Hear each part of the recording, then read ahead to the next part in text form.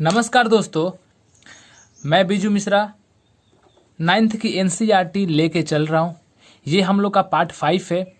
आप अगर पहली बार यह वीडियो देख रहे हैं तो कृपया पीछे के चारों वीडियो देख लें। तो उसमें मैंने पूरा का पूरा कॉन्सेप्ट बताया हुआ है और ये हम लोग का अंतिम वीडियो है। समझ में आया? यकीन मानिए बहुत अच्छे से हम लोग कंप्लीट करके चल रहे हैं। आप कोई भी बुक उठा के देख सकते हैं कि क्या कोई कॉन्सेप्ट ऐसा है जो मैं छोड़ के चल रहा हूँ। नहीं तो ये एक चैप्टर है, एनसीईआरटी से कब का कंप्लीट हो चुका रहता। ये मेरा 5वां लेक्चर है। कल मैं 6ठा लेके आऊँगा, पूरा का पूरा क्वेश्चन एनसीईआरटी का अच्छे से पूरा इस चैप्टर से जितना क्वेश्चन निचोड़ रहेगा सब क्वेश्चन करेंगे हम लोग। आइए हम लोग देखते हैं पदार्थ की अवस्थाओं में का पारस्परिक परिवर्तन। ठीक है, तो आप जानते हैं कि ठोस से द्रव और द्रव से गैस में परिवर्तन होता रहता है। समझ में? यानी कि जब भी आप देखेंगे कि पदार्थ की अवस्थाएं जो होती है ठोस से द्रव में बदल जाती है, कब? जब हम इसे गर्म करते हैं। द्रव से गैस में कब बदलती है? जब इसे हम गर्म करते हैं। लेकिन मैंने कल आपको बताया था कि गैस से पुनः द्रव में कब आती है? जब हम इसे ठंडा करते हैं।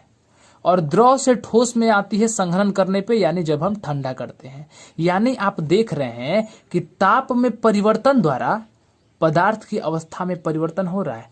कभी बढ़ जा रहा है तो कभी घट जा रहा है। समझ में आया? यानी कि पदार्थ की अवस्था में परिवर्तन ताप में परिवर्तन करके किया जाता है। अब यहां पे मैंने वर्ड लिखा है गैस और वाष्प। तो गैस और वाष्प में कुछ अंतर है जो कॉन्सेप्ट क्लियर करने के लिए थोड़ा जरूरी है, इसलिए मैंने यह भी इंक्लूड किया है, कुछ भी ना छोड़ू इसलिए। अब आप से कोई पूछे कि गैस और वाष्प में अंतर बताओ, तो आप बोल सकते हैं कि वाष्प उसे कहते हैं जो कमरे के ताप पर द्रव के रूप में रहता है। समझ में? जैसे वायु में है लेकिन थोड़ा छोटा द्रव के रूप में है, उसे हम वाष्प कहेंगे। जैसे जल का गैसीय रूप वाष्प कहलाएगा। समझ में आ गया? लेकिन यही हम गैस की जब बात करते हैं तो कमरे के ताप पर गैस के रूप में रहती है। जैसे hydrogen, oxygen, carbon dioxide, nitrogen. तो कमरे के ताप पर अगर द्रव में ना रहे, गैस के रूप में रहे, तो उसे आप गैस ही बोलेंगे। लेकिन कमरे के ताप पर जो द्रव के रूप में आ जाए उसे आप वाष्प बोलेंगे। समझ में आ गया? अब आइए देखते हैं ऊष्मा का अवशोषण। अब ऊष्मा का अवशोषण क्या है भाई? तो विभिन्न पदार्थ, अलग अलग जो पदार्थ है उसमें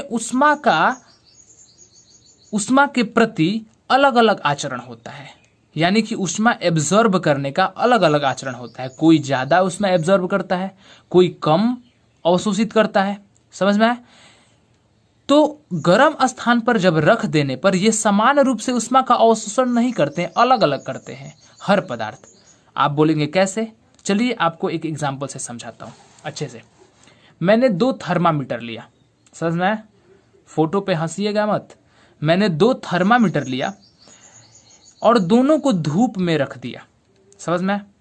एक थर्मामीटर पर मैंने सफेद कपड़ा बांध दिया यहां पे, और एक थर्मामीटर पर मैंने काला कपड़ा बांध दिया।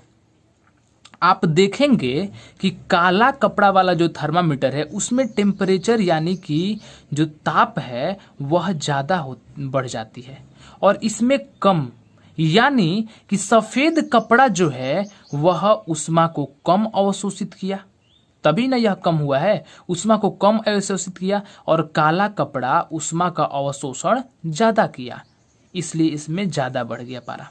समझ में? अब ऐसा होता क्यों है? आप जानते हैं कि जो सफेद रंग होता है, सफेद कपड़ा होता है, वह प्रकाश को परावर्तित कर देता है, लौटा देता है, यानी कि एब्जॉर्ब, अवशोषण नहीं करता है, इसलिए उतना नहीं करता है काला की अपेक्षा, इसलिए इसमें कम बढ़ा। समझ में आ गया? लेकिन काला कपड़ा जो है वह प्रकाश को बहुत कम परावर्तित करता है, यानी कि प्रकाश को एब्जॉर्ब करता है, और जैसे ही प्रकाश इसमें आएगा यह क्या होगा कि और ज्यादा इसमें ताप बढ़ जाएगा। समझ में आ गया? तो आपने देखा कि विभिन्न पदार्थों का ऊष्मा के प्रति आचरण जो होता है वह अलग अलग होता है। किसी में ज्यादा ऊष्मा का अवशोषण और किसी में कम ऊष्मा का अवशोषण होता है। समझ में आ गया। अब मैंने एक यहाँ पे टॉपिक बच गया था कि बर्फीले जल में से भरे गिलास की बाहरी सतह पर जल की बूंदें क्यों नजर आती है। आपने देखा होगा कि अगर बर्फीला ग्लास है तो उसके जैसे ग्लास है तो उसके बाहर आप देखेंगे छोटा छोटा बूंद जम गया, तो छोटे पर हम लोग जानते थे कि यही जो बर्फ है इसी के कारण आ गया। तो आप बताइए क्या यह शीशा का ग्लास है या तो क्या पानी इससे पार होकर बाहर आता है। मन में सवाल आएगा ना, ये पानी आया कहाँ से? नहीं, इससे पार होकर पानी नहीं आता है। पानी जो होता है यह छोटा छोटा जलवाष्प की जो मात्रा होती है यह वायुमंडल से आके इस पर रुक जाती है। यह क्यों होता है? वायु में उपस्थित जो जलवाष्प होती है, समझ में, वाष्प मैंने बता दिया था, द्रव, वायु में द्रव की, समझ में आ गया, कमरे के ताप पर जो द्रव के रूप में रहती है। तो वायु में जो उपस्थित जलवाष्प की ऊर्जा ठंडे पानी के संपर्क में आकर, जैसे ही यह ठंडे पानी में आएगा इसके संपर्क में आकर कम हो जाती है। समझ में आ गया। और संपर्क में आकर कम हो जाती है और यह द्रव अवस्था में बदल जाती है। जैसे ही मान लीजिए कि गैस है, यानी कि ठंडा टेम्परेचर किया जाएगा उसका, तो वह किस में बदलेगा? गैस जो है, मैंने यहाँ बताया कि यह वाष्प के रूप में है, यानी कि गैस के रूप में है, वाष्प के रूप में है। ठीक है। और इसको हम जैसे ही ठंडा करेंगे, यह इसमें आके ठंडा हो गया संपर्क में आके, और जैसे ही ठंडा हुआ यह द्रव में बदल जाएगा, क्योंकि ठंडा करने पर यानी संघनन करने पर गैस द्रव में बदल जाता है। तो यह आकर द्रव में बदल गया, यानी कि यहाँ बूंदे छोटी छोटी इकट्ठी हो गई। तो यही मैंने लिखा है कि वायु में उपस्थित जलवाष्प की ऊर्जा ठंडे पानी के संपर्क में आकर कम हो जाती है और यह द्रव अवस्था में बदल जाती है, जो हमें जल की बूंदों के रूप में नजर आता है। समझ में आ गया। अब आइए देखते हैं कि पदार्थ की चौथी अवस्था। समझ में आ गया। अभी तक हम लोग पढ़ रहे थे पदार्थ की कितनी अवस्था है? 3 अवस्था होती है। और अब हम लोग पढ़ेंगे पदार्थ की चौथी अवस्था के बारे में। समझ में? पदार्थ की चौथी अवस्था क्या है भाई? पदार्थ की चौथी अवस्था जो होती है उसका नाम प्लाज्मा है। समझ में आ गया। प्लाज्मा स्टेट इसको कहते हैं। यह होती कैसी है? जब कोई गैस है उस पर बहुत ज्यादा आयन या आयनीकृत हो जाए, यानी कि आयोनाइजेशन बहुत ज्यादा इसका हो जाए, आयनीकृत बहुत ज्यादा हो जाए इसका, तो वह प्लाज्मा का रूप ले लेती है। यानी कि आयनीकृत गैस के रूप में यह प्लाज्मा होती है। पदार्थ के कण अति ऊर्जावान, अब समझिए जिसके ऊपर बहुत ज्यादा आयन है, बहुत ज्यादा, समझ में आ गया ना, आयन है इसमें, तो क्या होगा कि कण बहुत ज्यादा ऊर्जावान, सुपर एनर्जेटिक हो जाएगा और अति उत्तेजित, यानी कि सुपर एक्साइटेड, बहुत ज्यादा उत्तेजित हो जाएगा, बहुत ज्यादा ऊर्जा भर जाएगी इसमें। तो इस अवस्था को प्लाज्मा अवस्था कहते हैं। समझ में आ गया।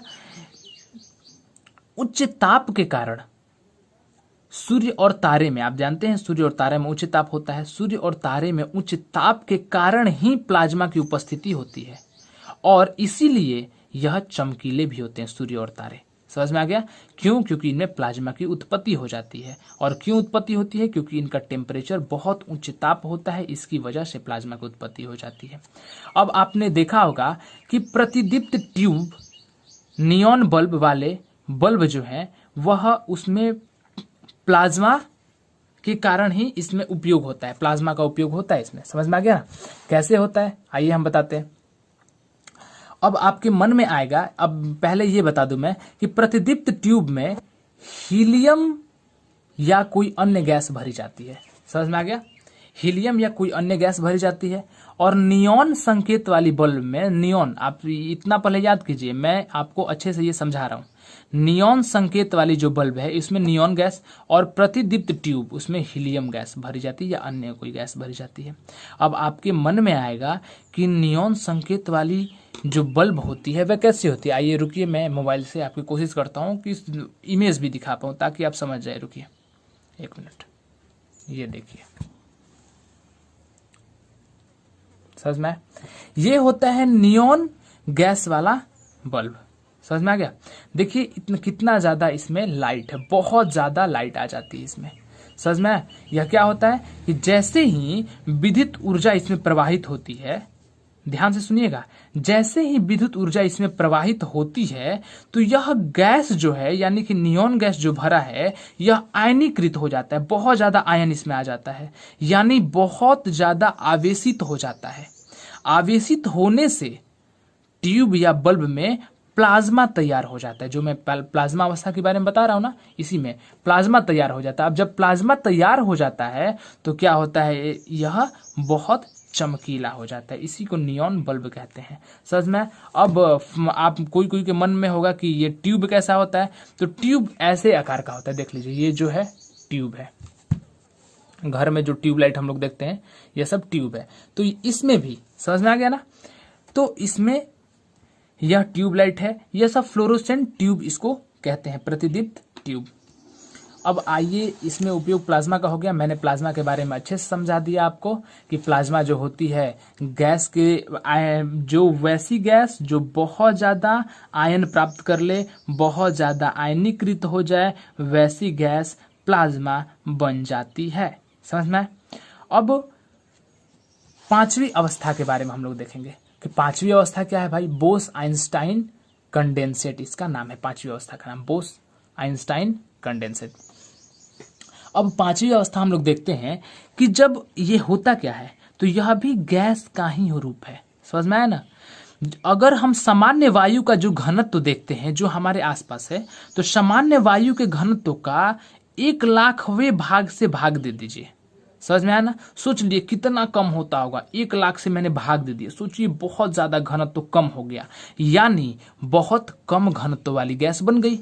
और बहुत जब कम घनत्व वाली गैस बनी, इसे बहुत कम टेम्परेचर पर ठंडा कर दिया मैंने, तो क्या तैयार हो गया, बोस आइंस्टाइन कंडेंसेट, जो पदार्थ की पांचवी अवस्था यह तैयार हो गई। तो आपसे पूछेगा कोई कि पदार्थ की पांचवी अवस्था बोस आइंस्टाइन कंडेंसेट कैसी है, तो यह एक गैस है, गैस के रूप में है, जिसका घनत्व बहुत कम होता है, और इस बहुत कम घनत्व वाली गैस को बहुत कम तापमान पर ठंडा करके इसको तैयार किया जाता है। यानी कि कम घनत्व वाली गैस किसको बोल सकते हैं, अगर हम सामान्य वायु के घनत्व में 1,00,000वें भाग उसका कर दे, उसे हम समझ सकते हैं। सोचिए कितना ज्यादा कम हो जाता होगा। और इसी कम घनत्व वाली गैस को जब हम लोग ठंडा कर देते हैं तो बोस आइंस्टाइन कंडेंसेट हमारा तैयार हो जाता है। समझ में आ गया? अब इस पे आपके मन में आएगा कि इसका खोज किसने किया, यह क्या होती है, तो आइए हम लोग इसके बारे में थोड़ा देखते हैं।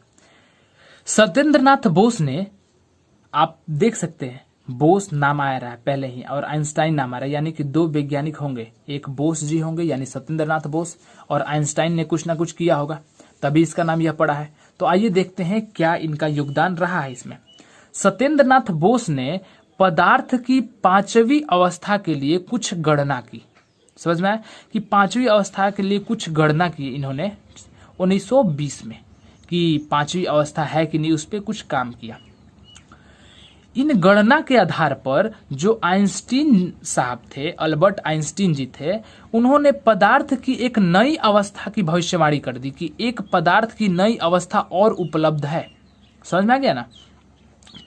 तो भविष्यवाणी कर दी। अब उस टाइम इन्होंने खोजा नहीं था, लेकिन भविष्यवाणी कर दिया कि एक ना एक अवस्था जरूर है, पांचवी अवस्था और है। 2001 में अमेरिका के एरिक ए कार्नेल, किट रले तथा कार्ल ई वेमैन, तीन वैज्ञानिक थे। एरिक ए कार्नेल, किट रले और वेमैन, कार्नेल, किट रले, वेमैन। मैं इसलिए रिपीट कर रहा हूं ताकि आपको अच्छे से याद हो जाए। अमेरिका के ये तीनों थे, कार्नेल, किट रले और वेमैन। पूरा नाम एक बार फिर से पढ़ देता हूं। एरिक ए कार्नेल, किट रले तथा कार्ल ई वेमैन को बोस आइंस्टाइन कंडेंसेट की अवस्था प्राप्त करने के लिए इन्होंने प्राप्त किया। भौतिकी में नोबेल पुरस्कार से सम्मानित किया गया। समझ में आ गया ना? तो अगर नाम दे देगा कि कार्नेल, किट रले या वेमैन को भौतिकी में नोबेल पुरस्कार क्यों मिला, बोस आइंस्टाइन कंडेंसेट की अवस्था प्राप्त करने के लिए। कब मिला? 2001 में। इतना क्वेश्चन यहां से निकल रहा है। समझ में आ गया? अब कुछ पॉइंट यहां एनसीईआरटी में बच गया है कि 0 डिग्री सेल्सियस बराबर होता है 273.15 केल्विन। याद कर लीजिए, 0 डिग्री सेल्सियस बराबर 273.15 केल्विन। अब आइए मैं सिखाता हूं आपको कि डिग्री सेल्सियस को केल्विन में कैसे बदले और केल्विन को सेल्सियस में कैसे बदले। जहां की जैसे कि आप देख रहे हैं कि मैंने कुछ क्वेश्चन लिख दिया है ताकि मैं समझ पाऊं कि ये आपको पढ़ाना है, समझ में आना। जैसे एग्जांपल 30 डिग्री सेल्सियस को केल्विन में बदले, एग्जाम में आता है। 100 डिग्री सेल्सियस को केल्विन में बदले, इतना केल्विन को सेल्सियस में बदले। तो आइए हम लोग सीखते हैं। जैसे देखिए आप में आ गया क्वेश्चन कि 30 डिग्री सेल्सियस को 30 डिग्री सेल्सियस को बदलना है किसमें, केल्विन में बदलना है। समझ में आ गया ना, किसमें बदलना है आपको, केल्विन में बदलना है। आप बताइए कि 30 डिग्री सेल्सियस बराबर कितना केल्विन होता है। तो जब भी ऐसा क्वेश्चन आए कि सेल्सियस को केल्विन में बदलना हो, तो आप जानते हैं चूंकि 0 डिग्री सेल्सियस बराबर 273.15 केल्विन होता है, तो 30 डिग्री सेल्सियस बराबर इसमें ऐड कर देंगे 30 प्लस 273.15। समझ में आ गया, यानी कि 30 जोड़ 273.15 यहां आ गया। अब इसको जैसे ही ऐड करेंगे ये हमारा आ जाएगा 303.15 केल्विन। समझ में आ गया, 1.15 और इसको ऐड करने पर 303। तो 30 डिग्री सेल्सियस बराबर इतना केल्विन, यानी कि आप समझ गए कि किसी भी सेल्सियस को अगर केल्विन में बदलेंगे, लिख लीजिएगा, तो 273.15 उसमें जोड़ देंगे तो आपका आंसर आ जाएगा। समझ में आ गया।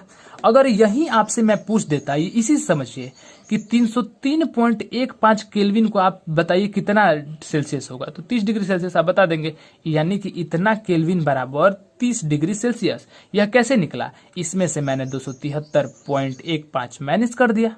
समझ में आ गया, यह जो जोड़ा है मैंने यही माइनस कर दूंगा तो ये बच जाएगा मेरा। तो 273.15 माइनस कर दे, यानी कि किसी भी केल्विन को, ये पॉइंट आप लिख लीजिएगा ध्यान से अपने कॉपी में, अगर केल्विन को सेल्सियस में बदलेंगे तो क्या करेंगे कि जितना केल्विन दिया है, जैसे अगर दिया रहता कि 303.15 केल्विन को सेल्सियस में बदलें, तो जितना दिया है उसमें से 273 माइनस कर देंगे। जैसे ही माइनस करेंगे तो ये हमारा आ जाएगा कितना, सेल्सियस है। समझ में आ गया, यानी कि केल्विन को सेल्सियस में बदलने के लिए 273.15 माइनस करते हैं और सेल्सियस को केल्विन में बदलने के लिए 273.15 जोड़ देते हैं। आप अच्छे से समझ गए होंगे। समझ में आया, यही मैंने एग्जाम्पल लिया है ये सब कि 575 को सेल्सियस में बदले, आप घर पे बदल सकते हैं। एक पॉइंट और बच गया है, मैं नोट में आपको लिखवा दूं कि जैसे मैंने कल बताया था कि बर्फ की गुप्त ऊष्मा जो होती है, देखिए यहाँ पे मैं आपको बता दूं कि बर्फ की द्रवण की गुप्त ऊष्मा जो है वह 80 कैलोरी पर ग्राम मैंने बताया था, और इसी को मैंने बताया था कि 334.72 जूल पर ग्राम होता है, इसको बोल सकते हैं। तो वैसे ही अब बर्फ के बारे में तो आपने पढ़ लिया था, अगर आ जाएगा कि जल का, तो जल के वाष्पन की गुप्त ऊष्मा कितनी होती है, तो जल की वाष्पन की गुप्त ऊष्मा जो होती है वह 2260 किलोजूल पर केजी, 2260 किलोजूल पर केजी, 2260 किलोजूल पर केजी जल के वाष्पन की गुप्त ऊष्मा होती है। समझ में आ गया। तो यहां हम लोग बहुत अच्छे से देख लीजिए कि इतना पेज हम लोगों ने बहुत अच्छे से कंप्लीट कर लिया। समझ में आ गया। अब इतना पेज बहुत अच्छे से एक चैप्टर में मैंने कंप्लीट करवाया है, यानी आप समझ सकते हैं कि हम लोग जो है बहुत डिटेल से पढ़ रहे हैं। कल हम लोग इसमें से जितने क्वेश्चन हो सकता है जो मैं बताऊंगा कि इस कॉन्सेप्ट से मैं नहीं बताया हूं या कोई एक्स्ट्रा क्वेश्चन निकलेगा इस चैप्टर से, तो मैं जरूर आपको बताने की कोशिश करूंगा। और हाँ दोस्तों, आपका कमेंट मेरे लिए बहुत ज़्यादा मायने रखता है। अगर आप बताएंगे नहीं कि मैं कैसा पढ़ा रहा हूँ तो मैं समझूंगा कैसे। इसलिए प्लीज़ आप कमेंट करके ज़रूर बताएं और अधिक से अधिक बच्चों के पास यह पहुंचाएं, ताकि अधिक से अधिक बच्चे जो हैं इसे पढ़ सके। धन्यवाद दोस्तों। मैं फिर कल पार्ट 6 के साथ आपके सामने प्रेजेंट होऊंगा। तब तक आपसे विदा लेता हूं। धन्यवाद।